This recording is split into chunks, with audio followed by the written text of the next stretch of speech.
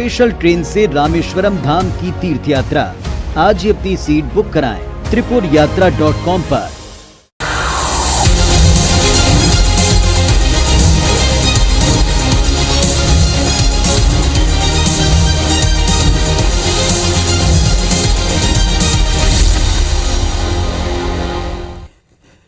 नमस्कार, good evening, बहुत स्वागत है आप सबका। आप देख रहे हैं न्यूज डिकोड। आपके साथ मैं हूं पुनीत पाठक। ये वक्त होता है दिन भर की तमाम बड़ी और अहम खबरों को डिकोड करने का, क्योंकि हर खबर के पीछे एक असल खबर छिपी है। चलिए शुरुआत करते हैं खबरों के महाबुलेटिन न्यूज डिकोड की। खबर A to Z। बुलेटिन की शुरुआत में आज सबसे अहम और बड़ी खबर, बड़ी तस्वीर आज की। आज नीतीश कुमार ने बिहार के मुख्यमंत्री के तौर पर 8वीं बार शपथ ली है। वहीं तेजस्वी यादव भी दूसरी बार उप मुख्यमंत्री पद की शपथ लेते दिखाई पड़े।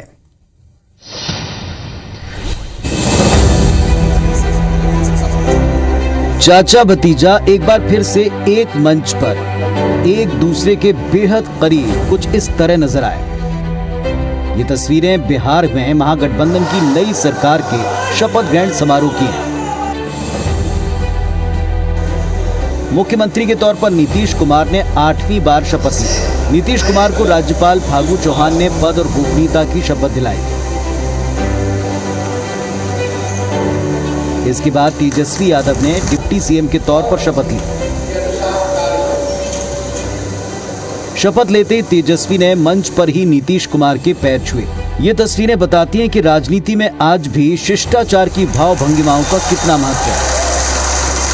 हम लोगों के लोगों ने उनको सपोर्ट किया और उनकी तरफ से जेडीयू को हराने ही की सब बात हो, सबके मन में था। नहीं तो फिर हम लोग चले गए अपना पुरानी जगह पर। अब ठीक। और आज फिर से महागठबंधन इतना मजबूत है कि आप समझ सकते हैं कि बिहार विधानसभा में भाजपा अकेले रहेगी, सब दल एक हो गए। शपथ ग्रहण समारोह में बेटे तेजस्वी के साथ राबड़ी देवी भी राजभवन पहुंची थी। हालांकि लालू यादव खराब सेहत की वजह से कार्यक्रम में शामिल नहीं हो पाए। शपथ से पहले नीतीश ने लालू से फोन कर बात की और सियासी हालात की जानकारी दी। कुल मिलाकर सेंधमारी में अव्वल बीजेपी नीतीश से मात खाती दिखी।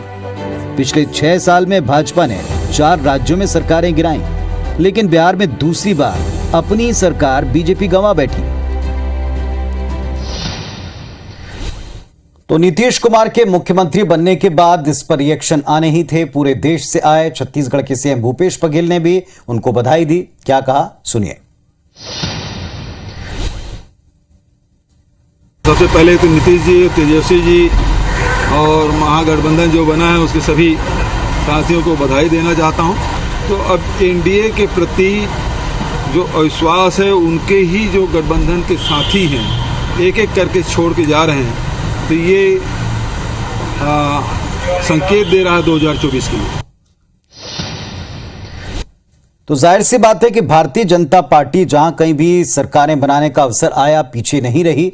और महाराष्ट्र के बाद में ऐसा लगने लगा था कि वापस से पूरी तरह से ग्रिप में सारे सियासी पैंतरे। लेकिन अब जो झटका बीजेपी को लगा, इस पर कांग्रेस ने चुटकी ली है और कहा कि 24 की परिवर्तन की शुरुआत हो गई।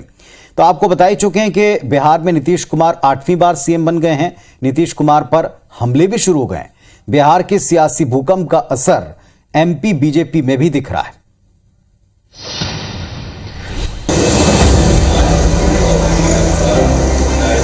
बिहार में नई सरकार का गठन हो चुका है। अब तर्क चाहे जो दिया जाए, लेकिन बीजेपी के लिए इससे बड़ा सियासी झटका पहले नहीं रहा। इसके बाद केंद्रीय नेताओं से लेकर प्रादेशिक नेताओं तक कई प्रतिक्रियाएं भी सामने आई हैं। इसी क्रम में आज मध्य प्रदेश के सीएम शिवराज सिंह चौहान ने ट्वीट कर अपनी पीड़ा जाहिर की। शिवराज सिंह चौहान ने लिखा कि नीतीश कुमार जी ने आखिर एनडीए के विश्वास और विकास की केंद्रित नीति को ठुकराकर अवसरवादियों के साथ गठबंधन बनाया और सत्ता और भ्रष्टाचार केंद्रित राजनीति को चुना। वहीं एमपी के गृह मंत्री ने नीतीश कुमार को कुछ इस तरह आड़े हाथों लिया। कुर्सी के मोह में नीतीश कुमार जी ने एक बार फिर बिहार को चारागाह की तरफ, घोटाले की तरफ, घोटाले का प्रदेश बनाने की तरफ ले जाने की कोशिश की है, जो अच्छी नहीं है। कुल मिलाकर कह सकते हैं कि बिहार में जो कुछ हुआ उसकी बीजेपी को उम्मीद नहीं थी। अब बीजेपी अपनी खींच निकाल रही है। इस वक्त एक कहावत बीजेपी पर सटीक बैठती है, अब पछताए होत क्या जब चिड़िया चुग गई खेत। तो साहब आखिरकार नई सरकार बन चुकी है। अब बात करते हैं कि आगे क्या क्या हो सकता है। इस घटना के होने वाले असर को भी जरा डिकोड कर लें। पहला असर तो यह होना है कि बिहार विधानसभा स्पीकर का पद अब बीजेपी के पास में नहीं रहेगा। बीजेपी के स्पीकर के खिलाफ अब अविश्वास प्रस्ताव निश्चित तौर पर लाया जाएगा, जो कि पास भी हो जाएगा।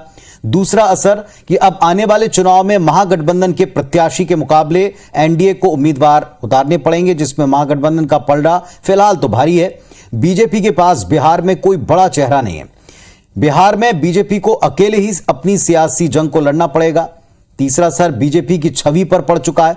आने वाले वक्त में बीजेपी को इस आरोप से छुटकारा पाने की चुनौती है कि वो अपने सहयोगी दलों में टूट फूट कराने की साजिश रचती है या उनको खत्म करने या हराने को लेकर वो लॉबिंग करती है।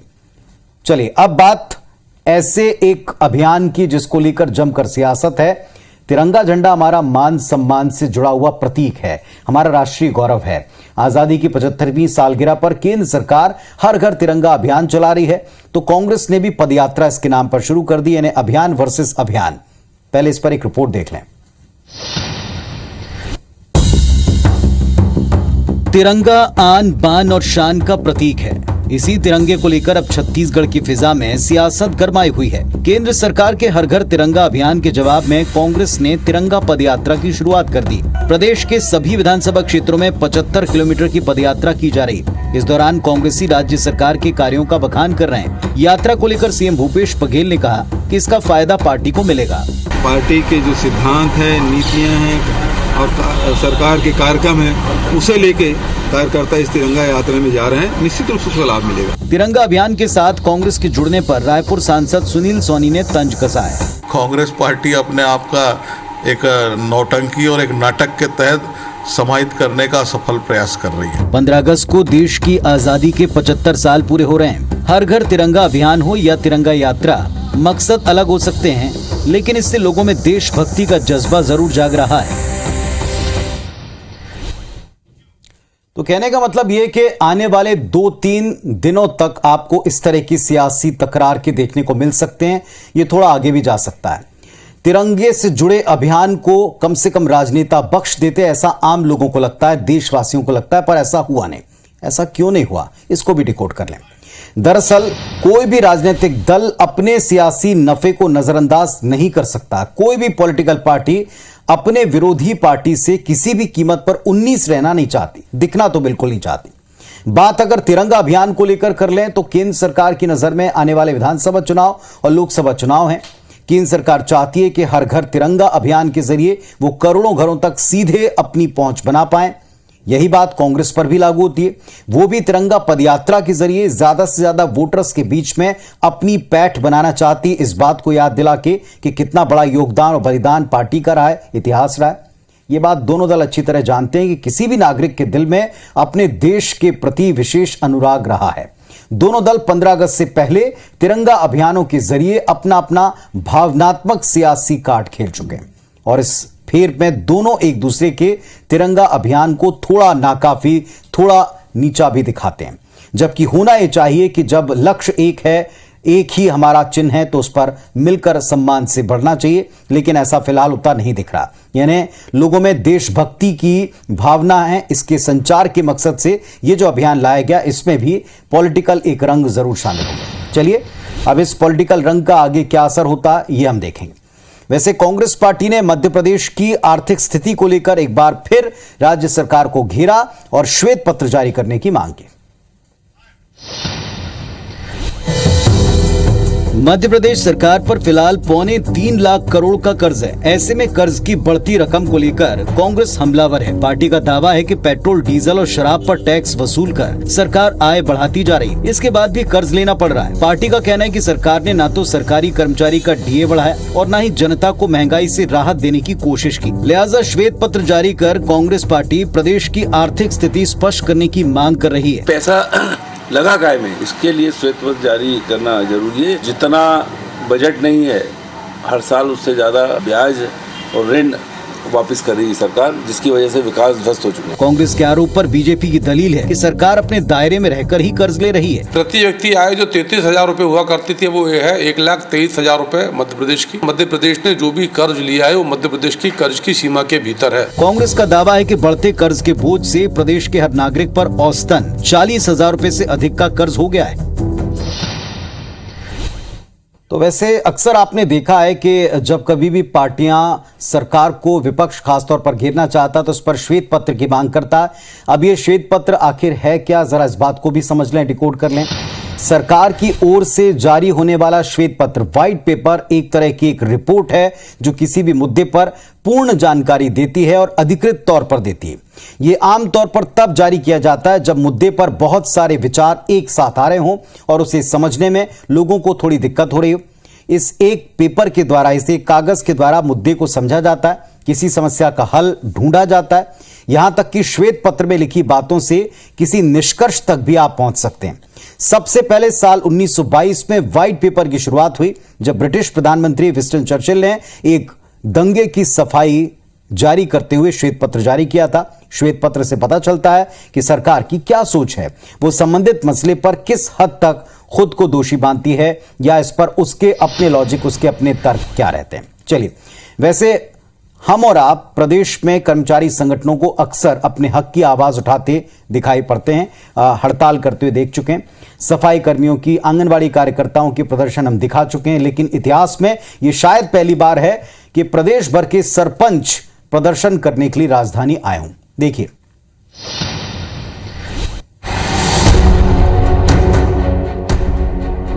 प्रदर्शन की तस्वीरें छत्तीसगढ़ की राजधानी रायपुर की हैं। प्रदर्शन कर रहे ये लोग शासकीय कर्मचारी नहीं हैं। ये छत्तीसगढ़ की ग्राम पंचायतों के मुखिया यानी सरपंच हैं, जिन्होंने अपनी 11 सूत्री मांगों को लेकर आज रायपुर में कुछ इस तरह प्रदर्शन किया। विधायकों को, सांसदों को जिस प्रकार से उनको विकास कार्य कराने के लिए निधि मिलता है, सरपंचों को भी क्यों नहीं 10 लाख रुपया प्रति पंचायत उनको भी सरपंच निधि के रूप में दिया जाए। पूरे छत्तीसगढ़ से राजधानी रायपुर में पहुंचे इन सरपंचों की कई मांगे हैं, जैसे उन्हें हर महीने 20,000 प्रतिमाह का मानदेय मिले और कार्यकाल खत्म होने के बाद 10,000 रुपए प्रतिमाह पेंशन दी जाए। सरपंचों का ये प्रदर्शन सरकार द्वारा नियत प्रदर्शन स्थल बूढ़ा तालाब पर हुआ। इसके बाद सरपंचों ने रैली निकाली। प्रदर्शनकारी सरपंचों का कहना था कि अगर मांगे न मानी गई तो वो उग्र आंदोलन करेंगे और उनके असंतोष का असर साल 2023 के होने वाले चुनाव पर भी पड़ेगा।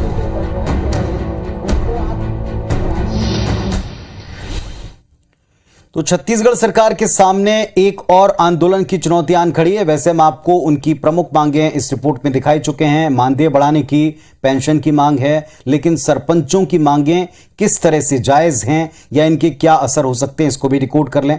हमारे देश में त्रिस्तरीय पंचायत की व्यवस्था लागू है। हमारी लोकतांत्रिक व्यवस्था की सबसे छोटी इकाई ग्राम पंचायत है। 5 साल के कार्यकाल के बाद सरपंच के पास अपनी न्यूनतम आवश्यकताओं को पूरा करने आर्थिक साधन हो तब तो ठीक बात है, लेकिन अगर ऐसा नहीं है तो दिक्कतें आएंगी। सवाल जायज है, सरपंच भी आखिर जनप्रतिनिधि हैं, विधायक सांसद भी जनप्रतिनिधि हैं, तो फिर इन्हें पेंशन का फायदा क्यों नहीं दिया जाता। छत्तीसगढ़ में कुल मिलाकर 11,664 ग्राम पंचायतें। जमीनी स्तर पर गांव में विकास का जिम्मा ग्राम प्रधान के पास होता है, उनके ही जिम्मेदारी बनती। सरपंचों की एक मांग यह भी है कि उनके लिए अलग फंड मिले, इस पर भी गंभीरता से विचार करना चाहिए। अंतिम बात, सरपंचों को सिर्फ 4,000 रुपए प्रतिमाह मिलता है और इस महंगाई के दौर में क्या 4,000 रुपए प्रतिमाह पर्याप्त है, ये कोई व्यक्ति व्यवहारिक तौर पर आसानी से सोच और समझ सकता है। और अब एक अहम खबर, अपने विवादित बयान को लेकर सुर्खियों में रही नूपुर शर्मा को सुप्रीम कोर्ट से आज बड़ी राहत मिली। देखिए, सुप्रीम कोर्ट की स्पेशल बेंच ने नूपुर के खिलाफ सभी केस दिल्ली ट्रांसफर करने का आदेश दिया। अदालत ने कहा कि अब दिल्ली पुलिस ही सभी मामलों की पड़ताल करेगी। वहीं जांच पूरी होने तक नूपुर की गिरफ्तारी पर रोक लगा दी गई है। नूपुर शर्मा ने जान का खतरा बताते हुए सुप्रीम कोर्ट में याचिका दाखिल की थी, जिसमें कई राज्यों में उनके खिलाफ दर्ज की गई सभी एफआईआर को क्लब और ट्रांसफर करने की मांग थी। इसी याचिका पर आज सुप्रीम कोर्ट में सुनवाई हुई। इसके पहले 19 जुलाई को हुई सुनवाई में कोर्ट ने 10 अगस्त तक उनकी गिरफ्तारी पर रोक लगा दी थी। कोर्ट ने 8 राज्यों और केंद्र सरकार को नोटिस जारी किया है। सरकार ने राज्यों को निर्देश दिया कि नूपुर शर्मा के खिलाफ कोई दंडात्मक कार्रवाई नहीं की जानी चाहिए। इसके पहले 1 जुलाई को हुई सुनवाई में सुप्रीम कोर्ट ने नूपुर शर्मा को भी कड़ी फटकार लगाई और कहा कि उनकी टिप्पणी के बाद हुई हिंसा के लिए नूपुर अकेले ही जिम्मेदार हैं। चलिए, तो एक राहत मिली और अब ये राहत कितनी बड़ी साबित होती है और आगे जांच कैसे जाती है इस पर भी देश की नजर रहेगी, क्योंकि मामला काफी संजीदा हो गया था। देश का पूरा माहौल इस एक प्रकरण के बाद बदला था। माहौल और बदलने की कई प्रयास होते हैं। हमारे यहाँ इस समय 30 त्योहारों का सीजन शुरू हो चुका है। गणेशोत्सव आने वाला है। गणेशोत्सव के ठीक पहले कर्नाटक के बंगलुरु में मैदान को लेकर तनाव का माहौल बना। क्या और क्यों बना, देखें आप।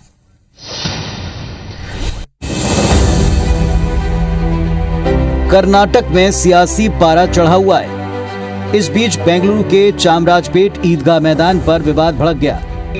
चामराजपेट मैदान में हिंदूवादी संगठन इस महीने के अंत में गणेशोत्सव मनाने की योजना बना रहे हैं, लेकिन वक्फ बोर्ड और मुस्लिम समुदाय का दावा है कि ये जमीन वक्फ बोर्ड की है। चामराजपेट से कांग्रेस विधायक का कहना है कि ईदगाह मैदान में किसी भी धार्मिक आयोजन की अनुमति नहीं दी जानी चाहिए। मामले को लेकर राज्य के राजस्व मंत्री ने कहा कि स्वतंत्रता दिवस और गणेशोत्सव मनाने को लेकर विभाग के पास अभी तक आवेदन नहीं आया, लेकिन इस तरह का कोई आवेदन मिलता है तो राज्य सरकार इस पर विचार जरूर करेगी।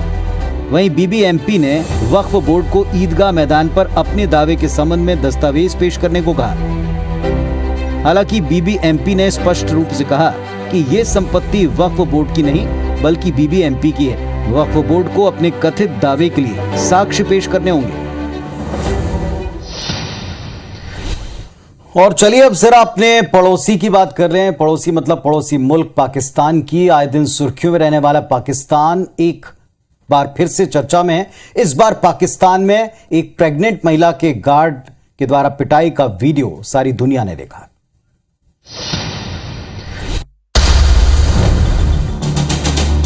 तस्वीरें पाकिस्तान के कराची की हैं, जहां एक सिक्योरिटी गार्ड ने प्रेग्नेंट महिला की सरेआम सड़क पर पिटाई कर दी। वीडियो में साफ दिख रहा है कि महिला और गार्ड किसी बात पर बहस कर रहे हैं। इस दौरान गार्ड को गुस्सा आया और उसने महिला को पहले जोरदार थप्पड़ मारा। इससे वो जमीन पर गिर गई। जमीन पर गिरने के बाद महिला को गार्ड ने उसके मुंह पर लात भी मारी, जिससे वो बेहोश हो गई। दरअसल प्रेग्नेंट महिला कराची के एक अपार्टमेंट में काम करती है। यहाँ उसने अपने बेटे को खाना देने के लिए बुलाया था। जब बेटा अपार्टमेंट में खाना लेकर पहुंचा तो सिक्योरिटी गार्ड ने उसको अंदर आने से रोका। महिला को जब ये बात पता चली तो मौके पर पहुंची और गार्ड से अंदर न आने देने की वजह पूछी। इस बात से गार्ड गाली गलौज करने लगा और महिला की पिटाई शुरू कर दी। वहीं पीड़िता के थाने में एफआईआर दर्ज कराने के बाद पुलिस ने आरोपी को अरेस्ट कर लिया है।